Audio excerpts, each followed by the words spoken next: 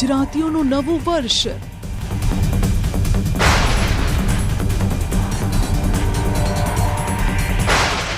ખેડૂતો માટે લાવ્યું નવી આફત.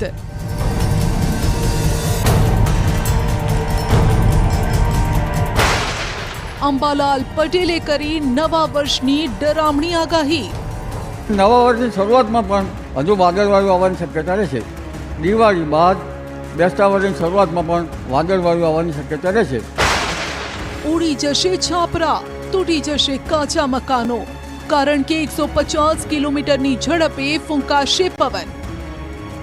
અરબ સાગરમાં જે હલચલ છે તે હલચલના કારણે લગભગ આ માસના અંત સુધીમાં એક ભારે સિસ્ટમ બનશે અને એક ચક્રવાતમાં તબદીલ થવાની શક્યતા રહેશે. વાવાઝોડું અને વરસાદ બગાડશે બાજી.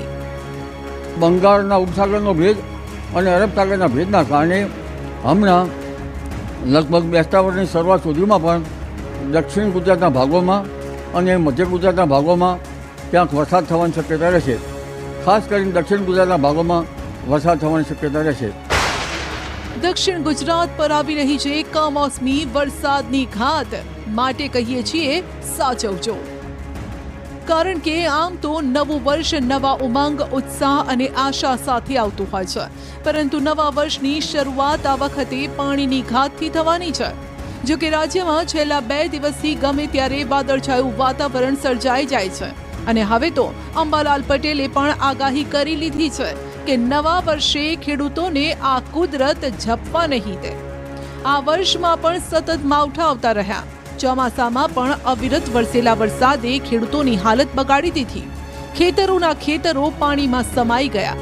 ક્યાંક જમીનો ધોવાઈ ગઈ તો ક્યાંક આખી સિઝન ખેડૂતોની નષ્ટ ગઈ. ત્યારે ફરી એક વખત થતી વરસાદની આગાહીએ ખેડૂતોને ડરાવી દીધા છે. કારણ કે આ વખતે માત્ર વરસાદ જ નહીં થાય, પરંતુ વાવાઝોડું પણ આવશે જે વરસાદને ખેંચીને લાવશે. માટે કહીએ છે ઓક્ટોબરનો અંત રહેશે માવઠાવાળો. દક્ષિણ ગુજરાત અને સૌરાષ્ટ્ર વાસીઓ ખાસ સાચવજો. જો કે આ ચક્રવાત અતિ ભારે હોવાની શક્યતા નથી, પણ આ ચક્રવાતના અસરના લીધે ગુજરાતમાં વરસાદ થવાની શક્યતા રહેશે. લગભગ પશ્ચિમ સૌરાષ્ટ્રના ભાગો અને પશ્ચિમ ઉત્તર સૌરાષ્ટ્રના ભાગોમાં વરસાદ થવાની શક્યતા રહેશે. કેટલાક ભાગોમાં ભારે કે કોઈ ભાગમાં અતિ ભારે વરસાદ થવાની શક્યતા રહેશે. ફક્ત દક્ષિણ ગુજરાત કે સૌરાષ્ટ્ર જ નહીં, પરંતુ અંબાલાલના મતે તો ઉત્તર ગુજરાતમાં બનાસકાંઠા સાથે મધ્ય ગુજરાતમાં પંચમહાલમાં કમોસમી વરસાદનું સંકટ ઘેરાવાનું છે. તો અમદાવાદ અને ગાંધીનગરમાં પણ હવામાનમાં સતત પલટો આવતો રહેશે, જેની અસર રૂપે જોરદાર પવન ફૂંકાઈ શકે છે. વાદળોની ફોજ આ વિસ્તારોને ઘેરી લેશે. એટલે કહી શકાય કે ભર શિયાળે સર્જાશે ચોમાસા જેવો માહોલ. એક નહીં 3 સિસ્ટમ કરશે ઉથલ પાથલ. એક બંગાળ ઉપસાગરની સિસ્ટમ, અરબી સમુદ્રની સિસ્ટમ અને ત્રીજો લગભગ આ માસના અંતમાં એક મજબૂત વેસ્ટર્ન ડિસ્ટર્બન્સ આવશે, જેના ઇન્ટરેક્શનના કારણે દેશ સહિત લગભગ ગુજરાતના ભાગોમાં વરસાદ થવાની શક્યતા રહેશે. અને આ માસના અંતમાં અને નવેમ્બર તારીખ 4-5 સુધીમાં ભર શિયાળે જાણે ચોમાસું આવ્યું હોય તેવો માહોલ સર્જાવાની શક્યતા રહેશે. 21 से लेकर 27 अक्टूबर तक हल्का से मध्यम बरसात संभावना रहेगा गुजरात रीजन में. मेनली साउथ गुजरात की जो जिला है नवसारी, वलसाड, दमन, दादरा नगर हवेली और तापी, इसके लिए हम हल्का से मध्यम बरसात का पूर्वानुमान दे रहे हैं. और उत्तर गुजरात में जो 3 जिला है इसमें साबरकांठा, अरावली और महासागर के लिए दिया गया है. બેસતા વર્ષથી સિસ્ટમ એવી ચકડોળે ચડાવશે કે લોકો વિચારતા થઈ જશે કે સ્વેટર પહેરવું કે રેઇનકોટ. કારણ કે ઓક્ટોબરનો અંત જ્યાં માવઠાવાળો રહેવાનો છે, ત્યાં જ નવેમ્બરની શરૂઆત પણ કમોસમી વરસાદની ઘાત લઈને આવવાની છે. બંગાળના ઉપસાગરમાં સતત સિસ્ટમો સર્જાતી રહેશે. સાથે જ અરબી સમુદ્ર ડોલશે ને દક્ષિણ ચીન તરફથી આવતા અવશેષોના કારણે દરિયામાં સતત હલચલ જોવા મળશે, જેની અસર રૂપે રાજ્યમાં વરસાદનું સંકટ ઘેરાવાનું છે. હમણાં તો લગભગ 100 કિલોમીટર પર અવરના ઉપરના પવનો ફૂંકાશે.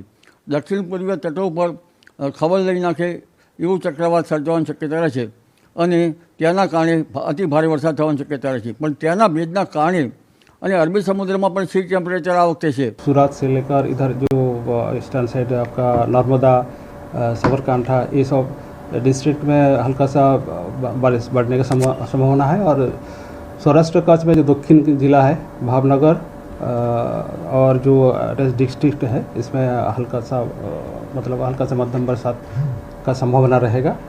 इसका कारण है जो बे बंगाल में एक सिस्टम बन रहा है, अभी oil mark low pressure system है। આમ ઓક્ટોબર અને નવેમ્બર મહિનો માવઠા અને વાવાઝોડાવાળો રહેવાનો છે, પરંતુ ત્યારબાદ ઠંડી માટે પણ તૈયાર રહેવું પડશે, કારણ કે આ વખતે ઠંડી પણ ભૂક્કા બોલાવવાની છે. નવેમ્બરના મધ્યમાં ઠંડીનો ચમકારો અનુભવાશે તો ડિસેમ્બરના અંતમાં હાડ થીજવતી ઠંડી પડશે. આ પશ્ચિમી વિક્ષોભ હટી જતાં ઠંડી આવવાની શક્યતા રહે છે. લગભગ નવેમ્બરના 7-8 નવેમ્બર બાદ, પણ તે પછી પણ સિસ્ટમ બનતી રહેશે. પણ ખાસ ઠંડી તો 22 ડિસેમ્બર બાદ આવવાની શક્યતા રહે છે અને ઉત્તરાયણ બાદ આવવાની શક્યતા રહે છે, જે હાડ કંપાવી ઠંડી હશે.